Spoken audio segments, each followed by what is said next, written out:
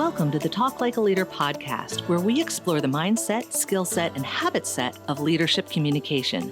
Using these tips, techniques, and tactics, you'll be able to talk like a leader to build better relationships and get more done. Your host is Guy Harris, who has more than 20 years of combined professional and military experience in consulting, coaching, and training in areas like team and interaction dynamics, communication strategies and tactics, as well as emotional intelligence. Take it away, Guy. Hi, this is Guy Harris. Welcome to Talk Like a Leader. This week's episode is titled Use Person-First Language.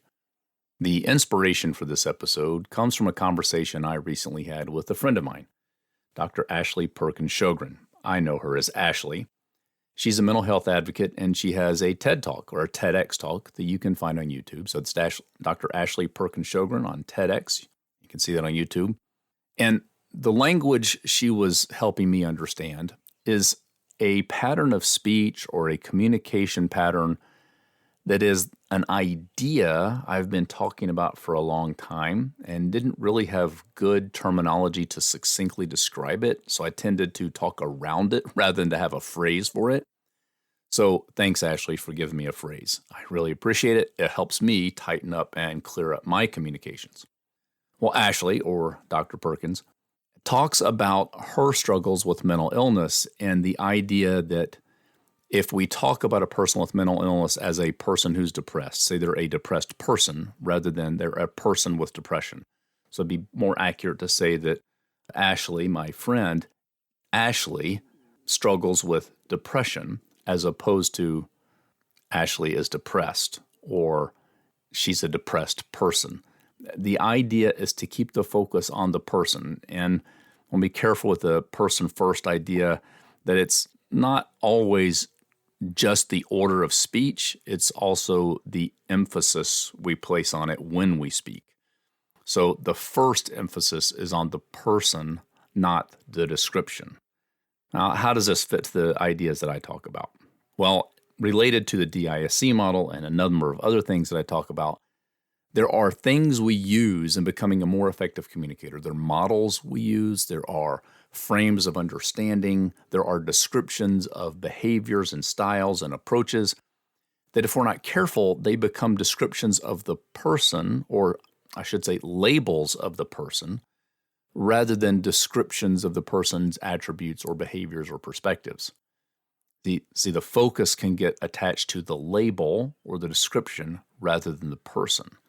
And what we want to discipline ourselves to do is focus on the person first. We want to use person-first language. Yes, as I said already, sometimes that's the order of speech. In a bigger context, I think it's the focus of the speech. And what do I mean by that? So my wife, Sandra, has a lot of dominant traits.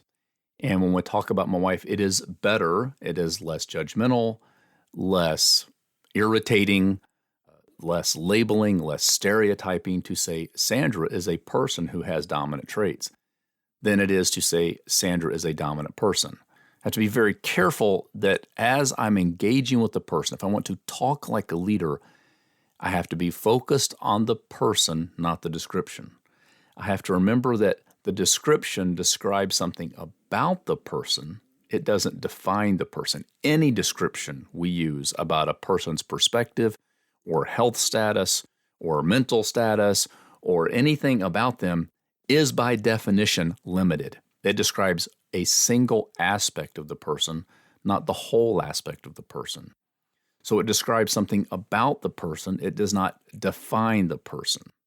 Now, the descriptions can help me get closer to understand the person. If I have some sort of external description that helps me bridge the difference with another person so that it gets me closer to understanding their perspective or their experience when it's different from my own, given that almost everybody has a different experience or perspective than I do. The description can help me get closer if I remain curious rather than judging, and I don't slip into judgment, shame, blame, criticism.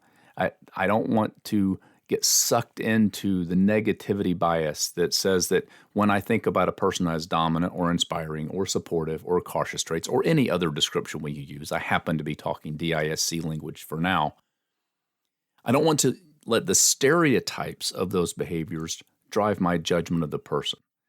Unfortunately, the stereotypes tend to be the negative attributes of the description rather than the positive ones.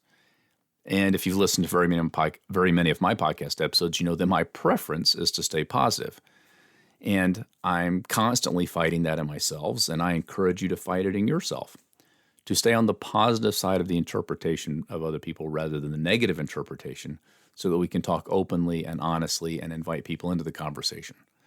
Ultimately, our goal in communication as a leader is to invite people into the conversation, to have discussions, to solve problems together, to come up with win-win scenarios, to find ways that both of us can be protected and respected in the relationship, to connect and communicate in ways so that we both are okay with the outcome. And if I engage with you in a way that coaches you on your performance or talks about something that could be improved, if we both leave that conversation feeling better about our relationship and knowing what we can do to improve in the future, that's probably good, even if it might have been a difficult conversation. So even in the difficult moments, I want to use person-first language. I want to talk in a way that focuses on the person, not the behavior or the label. You see, person-first language helps us to avoid labeling and stereotyping. I know it doesn't eliminate it. It just helps us stay in the right mental space to engage with the person curiously rather than judgmentally. And basically, it helps us to avoid prejudging a person, because prejudging leads to prejudice. Now, prejudice basically means prior or preconceived judgment. It means I've made up my mind before I even engage with you on what your perspective or decision will be, or your perspective will be, or your behaviors will be, and I haven't given you freedom of choice or agency at all in the engagement. And I want to avoid that tendency by using person-first language. I want to engage with you as a person who happens to have dominant traits or inspiring traits or cautious traits, not as a dominant style person.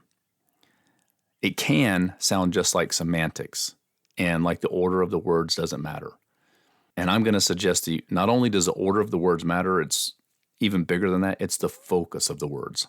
Am I focused on the person or am I focused on the label? Am I focused on the person or the description?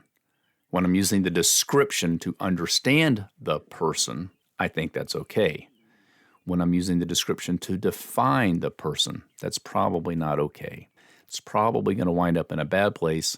In fact, I can't think of a situation where it winds up in a good place. So it might actually be one of those things that you can say, not only is it generally true, it's pretty much true, that when we label or judge other people, it winds up in a bad place.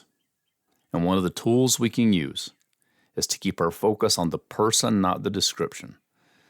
To keep our focus on understanding the person rather than judging the person.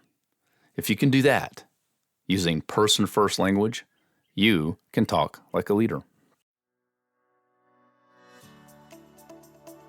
This has been the Talk Like a Leader podcast. You can listen to this show every week wherever you get your podcast.